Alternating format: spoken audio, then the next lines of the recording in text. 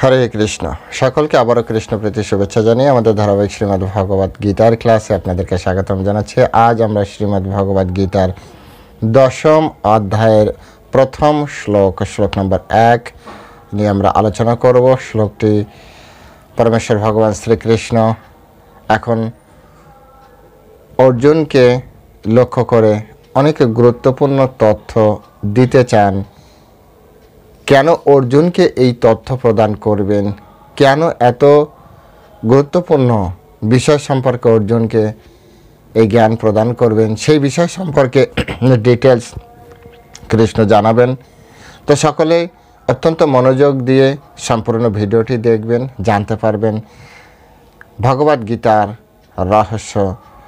তো চলেন শুরু করি। শুরুতে ছোট্ট একটি অনুরোধ, যারা চ্যানেলে প্রথমবার এসেছেন অবশ্যই চ্যানেলটি সাবস্ক্রাইব করতে ভুলবেন না। ভালো লাগলে ভিডিওটি অবশ্যই শেয়ার লাইক করবেন। তো চলেন শুরু করি। নমো ওম বিষ্ণুপাদায় কৃষ্ণ প্রেষ্ঠায় ভূতলে শ্রীমতী ভক্তি বেদান্ত স্বামিনীতি নামিনে নমস্তে सरस्वती देवी गौरवाणी प्रचारिणे निर्विशेष शून्यवादी पाश्चात्य देशतारिणे वाञ्छा कल्पतरुर्वश्च कृपा सिन्धुभ्येव च पतितानां पावनेभ्यो वैष्णवेभ्यो नमो नमः। जय अनंत कोटि वैष्णव वृंद की जय, शिला प्रभुपाद की जय, निताई गौर सीतानाथ प्रति परमानंदे हरि बोल। हरे कृष्णा।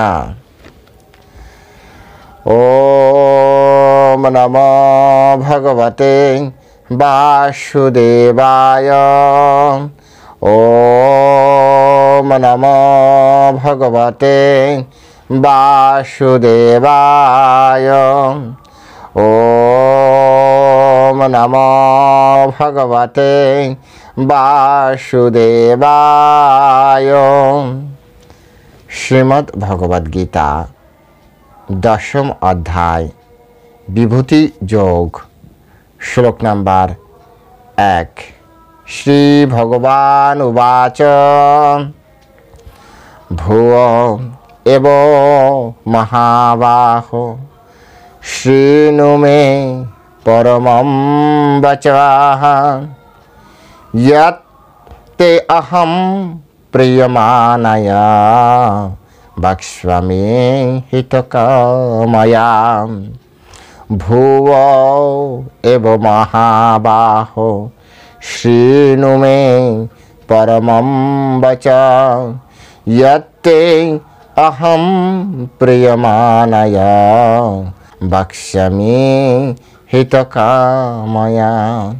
वक्ष्यामि हितकामया। हरे कृष्ण। এখন আমরা এই সংস্কৃত শ্লোকের শিলা প্রভুপাদ কর্তৃক যে বাংলা ভাষানুবাদ, সেই ভাষানুবাদ আমরা মনোযোগ দিয়ে শ্রবণ করব। অনুবাদ। পরমেশ্বর ভগবান বললেন, হে মহাবাহ, পুনরায় শ্রবণ করো। যেহেতু তুমি আমার প্রিয় পাত্র, তাই তোমার হিত কামনায় আমি পূর্বে যা বলেছি তার থেকেও উৎকৃষ্ট তত্ত্ব বলছি। আরেকবার শ্রবণ করবেন। অনুবাদ। পরমেশ্বর ভগবান বললেন, হে মহাবাহ, পুনরায় শ্রবণ করো। যেহেতু তুমি আমার প্রিয় পাত্র, তাই তোমার হিত কামনায় আমি পূর্বে যা বলেছি তার থেকেও উৎকৃষ্ট তত্ত্ব বলছি। হরে কৃষ্ণ। জয় শিলা প্রভুপাদ কি জয়।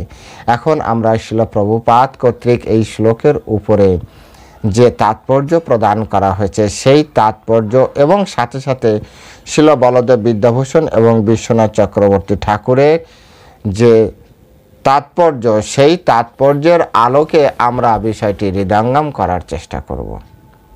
অর্থাৎ 3 তাৎপর্যের যে সার সংক্ষেপ, সেই সার সংক্ষেপ আমরা এখানে জানার চেষ্টা করব, হৃদয়ঙ্গম করার চেষ্টা করব কিভাবে এই শ্লোকের মাধ্যমে আমাদের পারমার্থিক উন্নতি করা সম্ভব। পরমেশ্বর ভগবান শ্রীকৃষ্ণ এখানে স্পষ্ট করে বলছেন, পুনরায় শ্রবণ করো। পুনরায় শ্রবণ মানে অর্থাৎ এই ধরনের এখন যে সকল বিষয় আলোচনা হবে সেই বিষয়গুলি কিঞ্চিত কিঞ্চিত আকারে এর আগেও আলোচনা করা হয়েছে। অনেকে ধরতে পেরেছে, অনেকে হয়তো ধরতে পারেনি।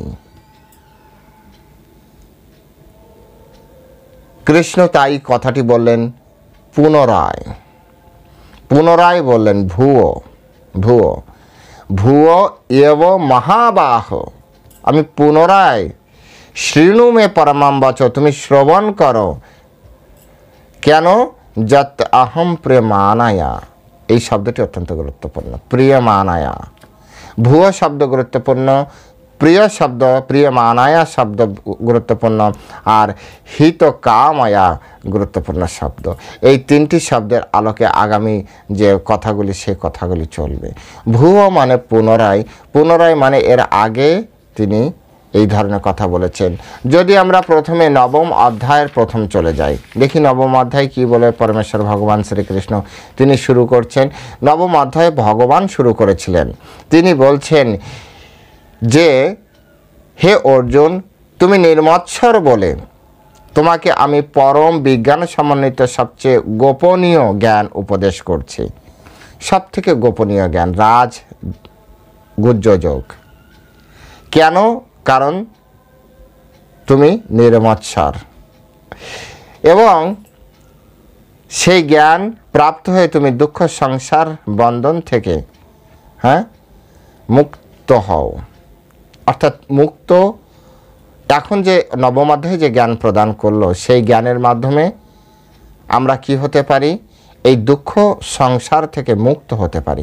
মুক্ত হওয়া মানে কি আমাদের দেহ ত্যাগ করবো মানে মৃত্যু হবে? না, মৃত্যু হলেও মুক্তির একটা বিষয় থাকে, অথবা দেহ থাকতেও স্বরূপ সিদ্ধির মাধ্যমে আমাদের মুক্তির ব্যবস্থা আছে। অর্থাৎ আপনি যখন কৃষ্ণের সাথে সম্পূর্ণরূপে কৃষ্ণ ভাবনায় আপনি যখন যুক্ত হয়ে যাবেন, তখন এই জগৎ সংসারে কোনো দুঃখ কষ্ট আপনাকে আর দুঃখ প্রদান করতে পারবে না। পরমেশ্বর ভগবান এখানে বললেন যে তুমি নির্মৎসর বলে আমি তোমাকে সেই গোপনীয় জ্ঞান উপদেশ করব। দশম অধ্যায় শুরুতে পরমেশ্বর ভগবান বললেন তুমি পুনরায় শ্রবণ করো। নবম অ্যাকচুয়ালি সপ্তম অধ্যায় থেকে তিনি তার বিভূতি প্রচার করা শুরু করেছেন, সপ্তম অধ্যায় থেকে নবম অধ্যায়ের শেষ অবধি। যে এই জগৎ তিনি সৃষ্টি করেছেন, এই জগতের পিতা অহমস্য মাতা ধাতা পিতামহ, এই জগৎ সব কিছু আমি সৃষ্টি করেছি। এই জগৎকে কে পরিচালনা করছে? বলছে মায়াধ্যক্ষণ প্রকৃতি শ্বেত চরাচরম, আমার অধ্যক্ষতায় এই জগৎ সব কিছু পরিচালিত হচ্ছে, তুমি ছাড়া কি আর কেউ নেই? তো পরমেশ্বর ভগবান বলছেন মাত্র পরতরনাথ কিঞ্চিদস্তি ধনঞ্জয়, আমার থেকে শ্রেষ্ঠ এই জগতে আর কেউ নেই। এইরকমভাবে তিনি বিভিন্ন সময় বিভিন্নভাবে তিনি তার শক্তিমত্তা, তিনি তার যে বিভূতি সেই বিভূতি কিন্তু প্রচার করেছেন, প্রকাশ করেছেন অর্জুনের কাছে, অর্জুনের মাধ্যমে সারা বিশ্বের ব্রহ্মাণ্ডের সমস্ত জীবের কাছে। কিন্তু তারপরেও কিছু মানুষের সন্দেহ তো থেকেই যায়। সেই জন্য পরমেশ্বর ভগবান বলছে ভুয়ো, পুনরায় ভুয়ো এব মহাবাহ শৃণু, শোনো মে পরমাম বচ, আমার পরম যে কি বলা যায় যে শ্রেষ্ঠ, পরম পরম মানে পরম মানে শ্রেষ্ঠ, উৎকৃষ্ট, উৎকৃষ্ট কথা বলছি, সেটা শ্রবণ করো। কেন আমি বলবো? পরমেশ্বর ভগবান বললেন যত অহম প্রেমানায়া, বলছেন যেহেতু তুমি আমার প্রিয় পাত্র। দশম অধ্যায় শ্রবণ করার জন্য বা দশম অধ্যায় থেকে আগে ভগবদ গীতার অন্যান্য বিষয়গুলি জানার জন্য এই ছোট্ট শর্ত আপনাকে অবশ্যই মানতে হবে, পালন করতে হবে। আপনি পড়তে পারেন, নাও মানতে পারেন, না মেনেও আপনি সব কিছু করতে পারেন, কিন্তু ফল কি কে পাবে? আপনি তো পাবেন না। পরমেশ্বর ভগবান বললেন এখন আমি সেই শ্রেষ্ঠ কথা বলবো, এর আগে যা বলেছি তার থেকে উৎকৃষ্ট কথা বলবো। কেন বলবো? যত অহম প্রিয়মানায়া, তুমি আমার অত্যন্ত প্রিয়। এবার নিজের কাছে নিজে প্রশ্ন করুন। আমরা আমাদের কাছে প্রশ্ন করি, আমি কি কৃষ্ণের কাছে প্রিয়? গাঢ় জোরে আপনি বলতে পারবেন হ্যাঁ আমরা সবাই কৃষ্ণের কাছে প্রিয়। কে অপ্রিয় কৃষ্ণের কাছে? কৃষ্ণ তার আগে স্পষ্ট করে বলে দিয়েছে যে আমার না দেশ অস্তি না প্রিয়, আমার কিন্তু এইরকমভাবে কেউ প্রিয় নেই, এরকমভাবে কেউ অপ্রিয় নেই। তবে হ্যাঁ, যারা সবসময় আমার কথা চিন্তা করে আমিও তাদের কথা চিন্তা করি, যারা সবসময় আমাকে মনে রাখে আমিও তাদের মনের ভিতরে সবসময় বসবাস করি, আর আমার মনের ভিতরেও সে থাকে। এটাকে জড়জগতের ভাষায় বলতে পারেন যে গিভ অ্যান্ড টেক পলিসি। আপনি যতটা দিবেন আপনি ততটা পাবেন, আপনি দিবেন না আপনি পাবেন না। আপনি কাউকে আই লাভ ইউ বলবেন না তো আরেকজনের কাছ থেকে আপনি আই লাভ ইউ কখনো শুনতে পারবেন না। পরিষ্কার, সিম্পল হিসাব। আপনি এই জগৎ সংসারকে আপনি আপনার ভাববেন, প্রিয় ভাববেন, তো কৃষ্ণ আপনার প্রিয় নয়। আপনি কৃষ্ণকে প্রিয় ভাববেন তো কৃষ্ণ আপনার প্রিয়, আপনিও কৃষ্ণের প্রিয়। এই জন্য এই যে যত অহম প্রিয় মানায়া, এই কথাটি বলার আগেই নবম অধ্যায় লাস্ট শ্লোকে কি বলেছিল নিশ্চয়ই আপনারা শ্রবণ করেছেন। সেখানে পরমেশ্বর ভগবান বলছেন মন মন ভাব, তোমার মনকে আমার ভাবনায় নিযুক্ত করো। তিনি বললেন মদ ভক্ত, তুমি আমার ভক্ত হও। মদ যাজি, তুমি আমার যাজনা করো, পূজা করো। মাম নমস্কার, তুমি আমাকে নমস্কার করো, তুমি আমাকে প্রণাম করো, আমার সামনে মাথা নিচু করো। মাম এবৈশ্যসি যুক্তৈবাম আত্মনা, হ্যাঁ,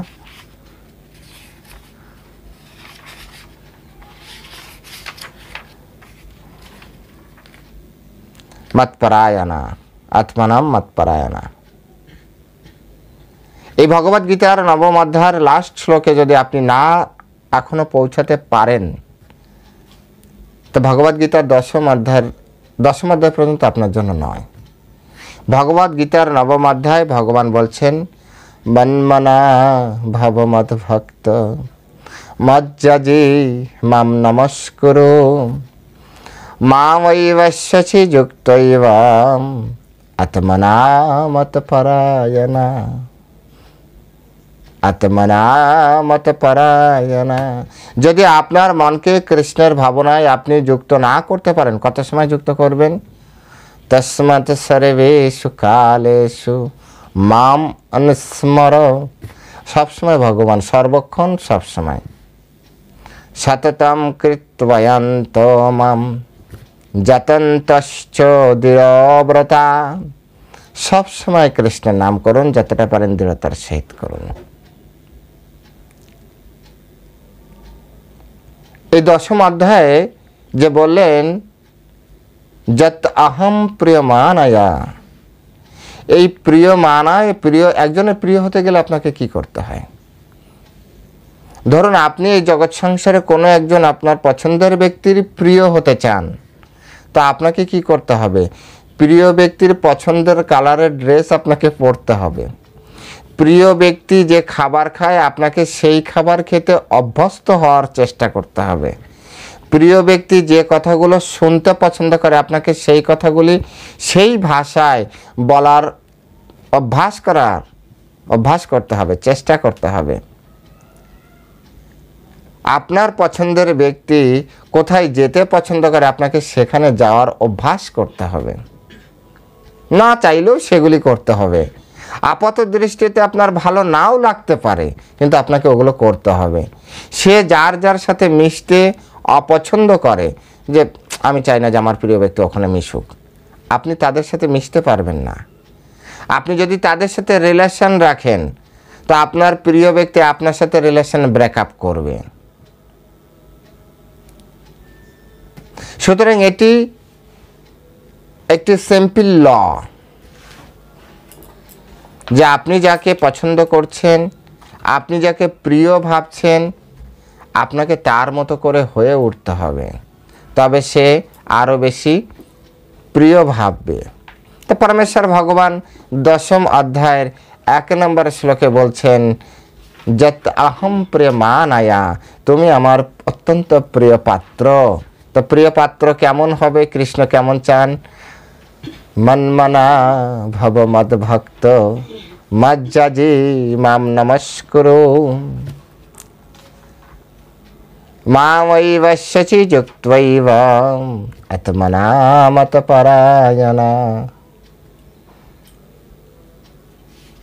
এই কথাগুলি আপনাকে আমাকে মানতে হবে।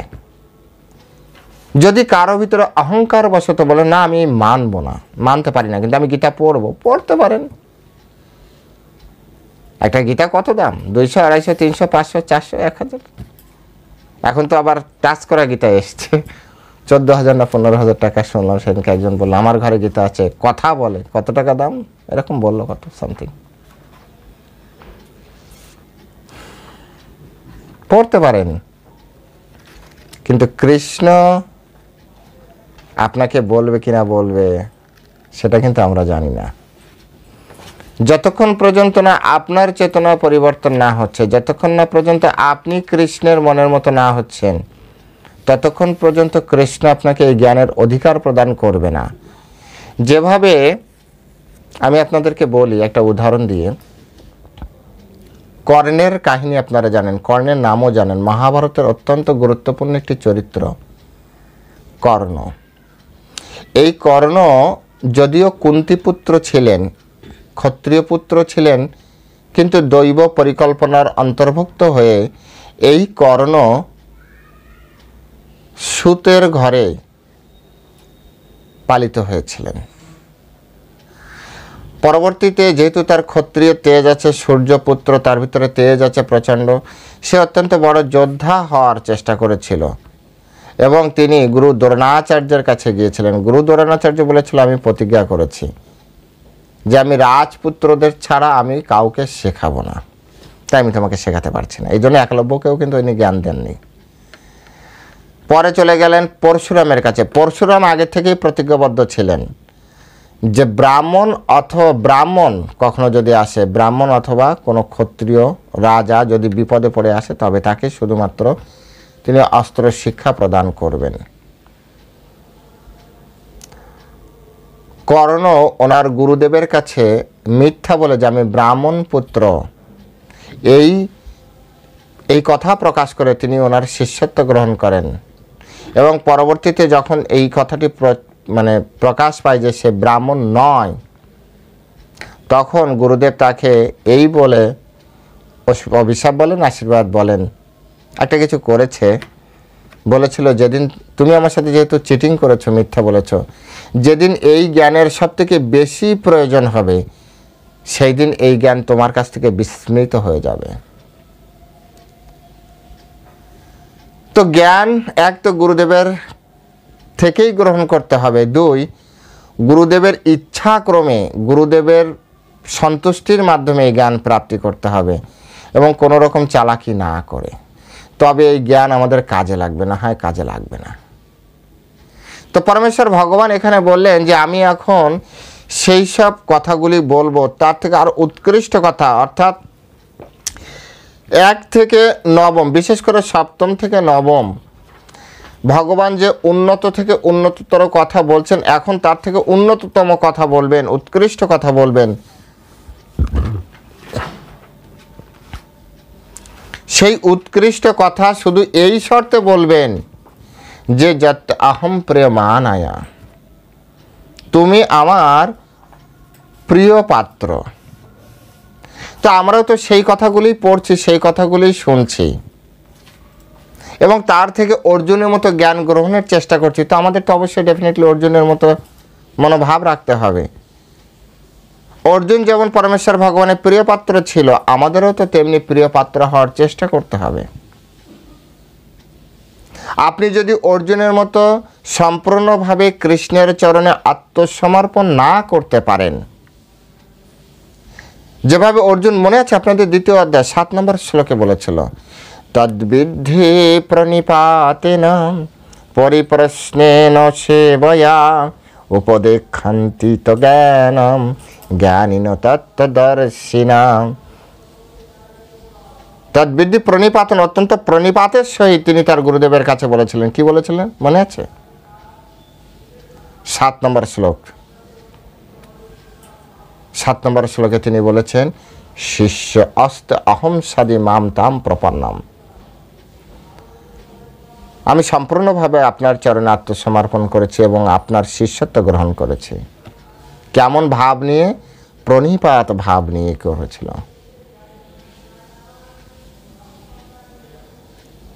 কার্পণ্য দশায় উপহত স্বভাব পৃচ্ছামি তম ধর্ম সম্মূঢ় চেতা যচ্শ্রেয়সৎ নিশ্চিতাম ব্রূহিতন মে শিষ্যস্তাহম সদিমাম তাম প্রপন্নম। শিষ্যস্তাহম সদিমাম তাম প্রপন্নম। আমার আপনার সেই ভাব যদি না আসে, কৃষ্ণ এই জ্ঞান কখনো প্রদান করবে না। তদ্বিদ্ধি প্রণিপাতন পরিপ্রশ্নন সেবয়া, ভগবানের সেবার মাধ্যমে, গুরুদেবের সেবার মাধ্যমে, সাধু গুরু বৈষ্ণবের, গুরু গৌরাঙ্গের সেবার মাধ্যমে তাকে প্লিজড করলে যদি গুরুদেব আমার প্রতি সন্তুষ্ট হয় আমার আচরণে, তবে গুরুদেব বলবো ওকে ঠিক আছে, আমি তোমাকে এই জ্ঞান দিচ্ছি, এই জ্ঞান আমি তোমাকে দিব, তোমাকে আমার পছন্দ হয়েছে। এই কথাটাকে এখানে বললেন যত অহম প্রেমানায়া। আমাদের সব থেকে বেশি জোর দেওয়া উচিত আমরা কিভাবে কৃষ্ণের প্রিয় হতে পারি। এই মনুষ্য জীবন থাকতে থাকতে কৃষ্ণের প্রিয় হওয়ার দরকার আছে যদি গীতার জ্ঞান আপনি নিতে চান। যদি বিশ্বাস না করেন এই প্রিয় এই যে শব্দ নিয়ে বলেন, প্রভু এই একটা শব্দ নিয়ে আপনি একটা শব্দের পিছনে কেন পড়েছেন? এই একটা শব্দই আমাদেরকে এই জ্ঞান গ্রহণে সহযোগিতা করবে, তাই বিভিন্নভাবে বোঝানোর চেষ্টা করছি মাত্র। ভালো না লাগলে স্কিপ করে চলে যেতে পারেন অথবা ছেড়ে যেতে পারেন, কিন্তু যদি শোনেন তাহলে বুঝতে পারবেন।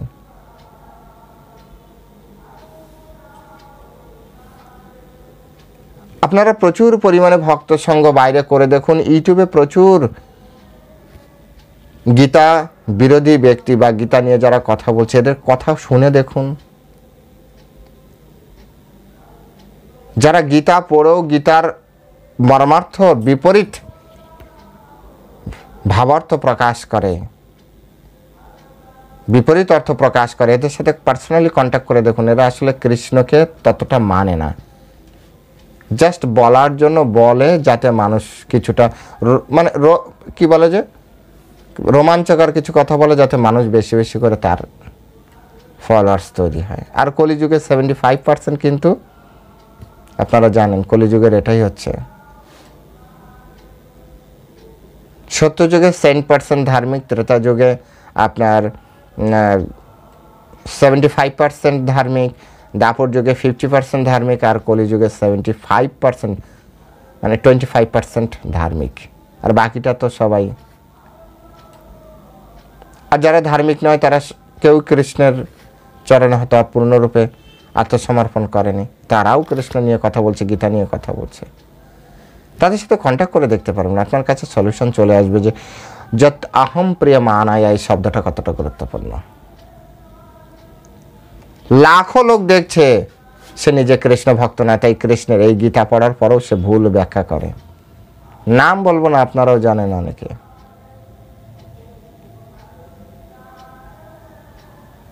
সুতরাং এই শব্দটা গুরুত্বপূর্ণ, কারণ এটি যদি আপনি না হন, আপনি গীতার জ্ঞানের পরে আপনি পাবেন না। আপনাদের মনের ভিতরে যাদের ভিতরে অহংকার আছে তাদের ভিতরে প্রশ্ন আসছে, প্রভু আপনি তো গীতা পড়ছেন, আপনি তো এরপরে পড়বেনও, আপনি কি ভাবছেন আপনি কৃষ্ণের প্রিয়? না, অতটা দুঃসাহস আমার নেই। কিন্তু আমি গুরু পরম্পরা ধারায় গুরুদেবের সেবা করার মাধ্যমে আমি সেবাটুকুই শুধু করছি। ইসকন সোসাইটিতে থাকার ফলে শিলা প্রভুপাদ এবং গুরুদেবের নির্দেশ কৃষ্ণ কথা প্রচার করো, আমি আমার সামর্থ্য অনুযায়ী কৃষ্ণ তত্ত্ব মানুষের সামনে উপস্থাপন করছি। এটা আমার একটা ডিউটি, ওনাদেরকে খুশি করার জন্য। আর যদি কখনো ওনারা খুশি হন, গুরুদেব খুশি হন, শিলা প্রভুপাদ খুশি হন, তাহলে কৃষ্ণ অবশ্যই খুশি হবে। কারণ আমাদের প্রতিদিন সকালে যে গৌরবাষ্টকম কীর্তন করা, যারা ইসকন ভক্ত তারা তো জানেন, সেখানে আছে যস্য প্রসাদতে ভগবত প্রসাদ, যিনি খুশি হলে ভগবান খুশি হয়। সেই গুরুদেবকে খুশি করার জন্যই গুরুদেবের সান্নিধ্যে, গুরুদেবের পাদপদ্ম থেকে, গুরুদেবের লেকচারের মাধ্যমে যে তত্ত্ব শ্রবণ করতে পেরেছি, যে তত্ত্ব জানতে পেরেছি, সেই তত্ত্ব সকলের সামনে উপস্থাপন করাই আমার কর্তব্য বলে মনে করছি। কৃষ্ণের প্রতি সম্পূর্ণ বিশ্বাস আছে, শ্রদ্ধা আছে, ভক্তি আছে, এটুকু বলতে পারি। কৃষ্ণই একমাত্র সর্বশ্রেষ্ঠ, এটুকু বিশ্বাস এসেছে। কৃষ্ণ থেকেই এই জগৎ সব কিছু নিয়ন্ত্রিত হয়, এটুকু বিশ্বাস এসেছে। কৃষ্ণ যদি আমাকে মারে এক্ষুনি মরে যেতে হবে, কৃষ্ণ যদি বাঁচিয়ে রাখে লাখো বছর বেঁচে থাকতে পারবো, কৃষ্ণের ইচ্ছার উপরে এটুকু বিশ্বাস আছে। রাকে হরি মারে কে, এই শব্দের উপরে বিশ্বাস আছে, এটুকু হয়েছে। কিন্তু আমি কৃষ্ণের প্রিয় এই কথা বলতে পারি না, কারণ এতটা দুঃসাহস আমার হয়নি। কারণ আমরা যে ধারায় রয়েছি, রূপানুগ ধারা, আমরা যে ধারায় রয়েছি চৈতন্য মহাপ্রভুর ধারা, সেই চৈতন্য মহাপ্রভুর রূপ গোস্বামীকে বলেছিলেন রূপ শিক্ষা, রূপ সনাতন শিক্ষা, আপনারা চৈতন্য চরিতামৃত পড়বেন, সেখানে বলা হচ্ছে যে জীবের স্বরূপ হয় কৃষ্ণ নিত্য দাস। জীব কৃষ্ণ নিত্য দাস, আমরা হচ্ছি দাস কৃষ্ণের। দাস কখনো প্রিয় হয় নাকি? দাসের কাজ কর্তব্য করা, কাজ করা, তাই করছি, যতটুকু পারছি করছি। কিন্তু আপনাকে যদি এই জ্ঞান নিতে হয়, তাহলে আপনাকে কিন্তু প্রিয় হতে হবে, এটুক নিশ্চিত থাকেন। শিল প্রভুপাদের মতো প্রিয় হতে হবে, গুরুদেবের মতো প্রিয় হতে হবে, তার ফলে জীবন পরিবর্তন হবে। তর্কের খাতিরে আপনি অনেক তর্ক দিতে পারবেন, অনেক যুক্তি উদাহরণ আমিও দিতে পারবো, তাতে কিচ্ছু যায় আসে না। বোঝার যে বিষয়, বোঝার যে জায়গায়, সেটি বুঝে নেওয়াটাই আপনার এবং আমার জন্য লাভজনক। যে জায়গাটা বুঝলে আমার এবং আপনার উভয়েরই লাভ হয়, সেই জায়গাটা সেইভাবে বুঝলেই লাভজনক। এখানে বলা হচ্ছে যত অহম প্রেমানায়া, তুমি আমার প্রিয় পাত্র, তাই তাই তোমার হিত কামনায় বক্ষ্যামি হিত কাময়া। হিত কামনায় পূর্বে যা বলেছি তার থেকে উৎকৃষ্ট তত্ত্ব বলছি। কৃষ্ণ যখন বলেন, এই যে বলে না ভগবান যা করে মঙ্গলের জন্য করে, কৃষ্ণ কথা বলছেন, তাও কিভাবে বলছেন দেখুন, বক্ষ্যামি হিত কাময়া। আমি তোমাকে এই কারণে বলছি, কারণ আমি তোমার হিতাকাঙ্ক্ষী, আমি তোমার মঙ্গলাকাঙ্ক্ষী, আমি তোমার মঙ্গল চাই। অর্থাৎ কৃষ্ণই একমাত্র মঙ্গলকর, কৃষ্ণই আমাদের জন্য পরম মঙ্গল আশা করেন। এখন কৃষ্ণ আমার মঙ্গল চায়, আমাকেও তো আমার মঙ্গলের বিষয়টা ভাবতে হবে। বলবেন না কৃষ্ণ তো ভাবছে, আমার ভাবার কি দরকার? হ্যাঁ, এটাও সত্য কথা, কিন্তু সাথে সাথে এটাও সত্য কথা যে আপনি কৃষ্ণের মতো হলে, কৃষ্ণের প্রিয় হলে, কৃষ্ণ অবশ্যই আপনার মঙ্গলের বিষয় ভাববেন। প্রত্যেকের আগে, সকলের আগে হিত কামায়, এই যে বললেন না বক্ষ্যামি হিত কামায়, আমি বলছি, কিন্তু তার আগে বলেছেন যত্যহম প্রিয়মানায়া। প্রিয়মানায়া পরে বলতে পারতেন, আগে প্রিয় পাত্র হলে তারপরে কৃষ্ণ বলবে। তো প্রত্যেক ব্যক্তির কাছে আমাদের প্রথম থেকে একটাই অনুরোধ, কৃষ্ণের কাছে সম্পূর্ণরূপে আত্মসমর্পণ করুন। কৃষ্ণকে জানুন, কৃষ্ণকে বুঝুন, কৃষ্ণকে বোঝার চেষ্টা করুন, জানার চেষ্টা করুন। কৃষ্ণ চরণে আত্মসমর্পণ করতে অভ্যাস করুন, চেষ্টা করুন। আর এর ফলে কি হবে? কৃষ্ণ খুশি হবে, গুরুদেব খুশি হবে। তবে হ্যাঁ, একা একা খবরদার করবেন না, একা একা আপনি পারবেন না। এর জন্য আপনাকে সৎ গুরু পরম্পরায় অবস্থিত একজন গুরুদেবের চরণে আপনাকে সমর্পণ করতে হবে। বলা হচ্ছে দীক্ষাকালে শিষ্য করে আত্মসমর্পণ, সেই কালে কৃষ্ণ তারে করে আত্মসম। দীক্ষার সময় একজন ব্যক্তি নিজেকে সম্পূর্ণরূপে গুরুদেবের চরণে সমর্পিত করে, আর যখন গুরুদেবের চরণে কোনো ব্যক্তি সমর্পিত হয় তখন সেই ব্যক্তিকে তুলে আত্মসম করে। ভগবান শ্রীকৃষ্ণ বলে এটা আমার। তাই গুরুদেব হয়ে আমাকে আপনাকে কৃষ্ণের কাছে যাওয়ার বিধান দেওয়া হয়েছে। যদিও অনেকে বলছে গুরু লাগে না। ধ্রুব মহারাজের গুরু ছিল, প্রহ্লাদ মহারাজের গুরু ছিল, কার গুরু নেই এই জগতে? যাই হোক, বিষয়টা আপনাদের বোঝার দরকার, বোঝার বিষয়, বোঝার চেষ্টা করুন। যারা বুঝতে পারবেন, বুঝে আচরণ করতে চেষ্টা করবেন, তারাই শুধু পরবর্তী জ্ঞান গ্রহণে ভগবানের পক্ষ থেকে যে আশীর্বাদ, যে সুযোগ সুবিধা দরকার, সেই সুযোগ সুবিধা পাবেন। এটুক শুধু বলতে পারি। হরে কৃষ্ণ। সকলে ভালো থাকবেন। জয় শ্রীলা প্রভুপাদ কি জয়।